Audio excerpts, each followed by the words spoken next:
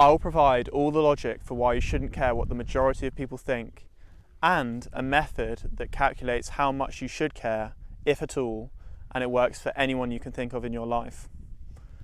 But first, you must understand the link between your emotional and your rational brain. It's all well and good knowing that you shouldn't care, but as we all know, when we've been in a scenario where we're extremely pissed off about something or extremely upset about something, just telling to yourself, this is stupid, I shouldn't be pissed off right now, is never enough to fully bring your emotional state back down to baseline.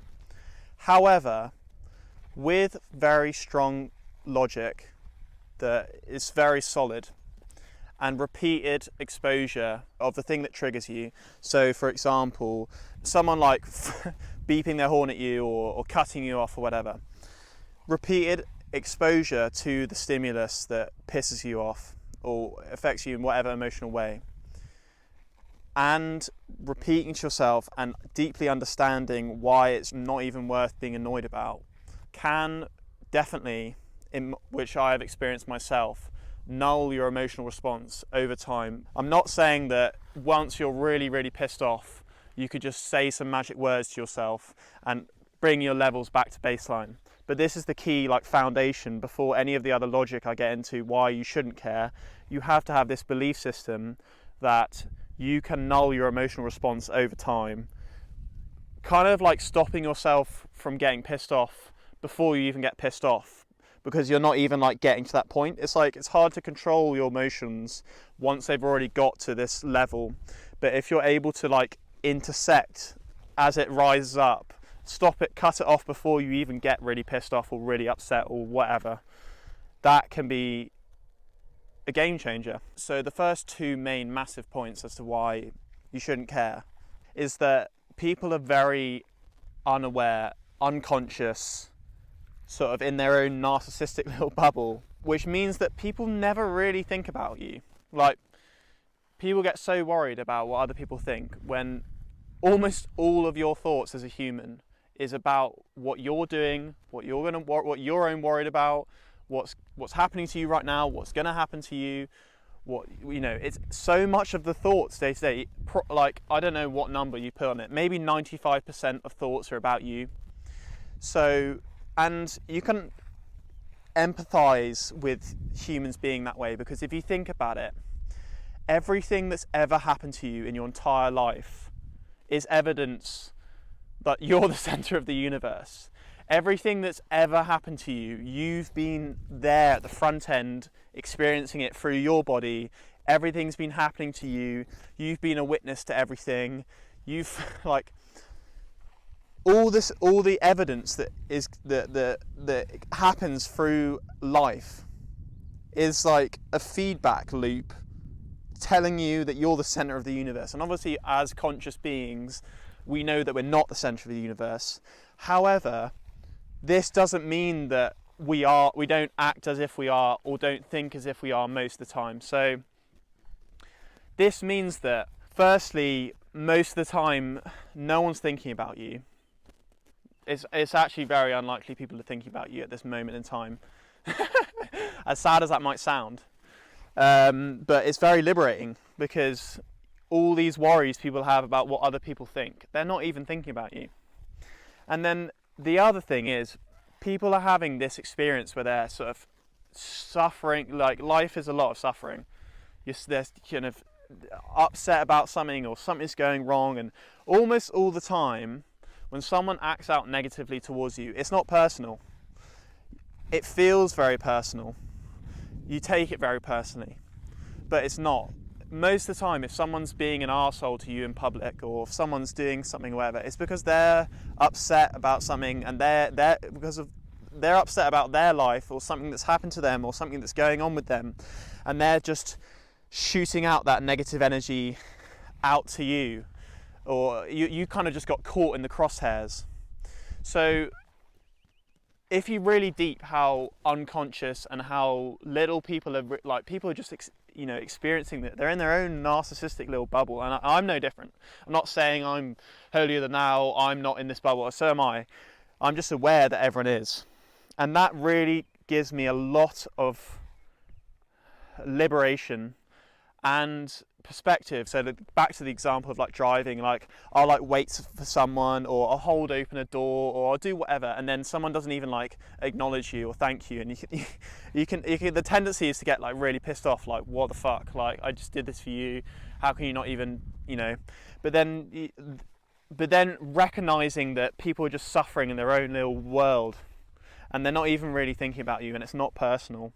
That gives me a great deal of comfort and a great deal of like reassurance and the ability to not take it personally. So that's the first 2 points. It's not personal, and probably not thinking about you anyway, so you shouldn't worry. Now let's get into an equation that I actually derived myself. I got very nerdy with it. And that is that the amount of fucks you should give about a person is equal to how much they care, like how much are they actually rooting for you, times how much context they have. And this could be applied to any person and any scenario. With the context thing, the person, depending on what it is, they could either have lots of context because you've spoken about it or they've been with you through it or whatever, or they could have very little context. So this graph is obviously completely situational for whatever person. It can be applied to anyone. It's just to illustrate that someone who's like a stranger in the bottom left has no context and doesn't give a shit about how well you do in your life. There's no reason at all you should care about what they have to say about you, because they don't know you and they don't know anything about what decisions you've made or what you're trying to do or whatever. Each individual person in your life is on this continuum where they either have more care, like they actually really care about your life. Let's say your parents, or like a really good friend, or maybe you don't even have a good relationship with your parents, they might be lower down, but you get the point. Someone who really has their best interest in you. Even someone like your parents who care a lot about how good your life turns out. They don't really care on the level that you could ever care, because they don't have to do your life. They care about your well-being, but they don't care about the literally every hour of the day that you live. So no one could possibly have even close to the level of care about your life. No one else could care about the day-to-day existence even nearly as much as you. Nor do they have nearly the context. Your friends, your family, people you spend a lot of time with have a lot more context on who you are or what decisions you've made, but no one has all the context. Your friends only see a sample of what goes on with you based on what you relay to them and what they literally physically observe. But you spend so much time away from them and you filter through. You don't tell your friends, oh, I took a poo at 12:53 and then I watched this YouTube video, then I watched that YouTube video, then I scrolled on TikTok, then you don't give the ins and outs of every part of your day to everyone else. So the point is, no one has the level of care, best interest for your life, the day-to-day, or the context, which means their opinion is not even nearly as important as yours. And this goes down to such a minute amount when you consider someone who's a stranger who knows nothing about you. So if a stranger leaves a hate comment on the internet because they've seen a small video that you produced, like, yeah, that's not at all representative of your life, of your decisions, of blah, blah, blah, who you are as a person. So why are you giving that so much value? Why are you giving that so much importance? But that's basically it. You can apply this to any person. Have a think about how much do they actually care about your best interests. And a really, what I think is actually quite a sad reality, is almost everyone you know, and I think it takes a really rare person to not be like this, almost everyone you know wants you to do well, but they don't want you to do as well as them.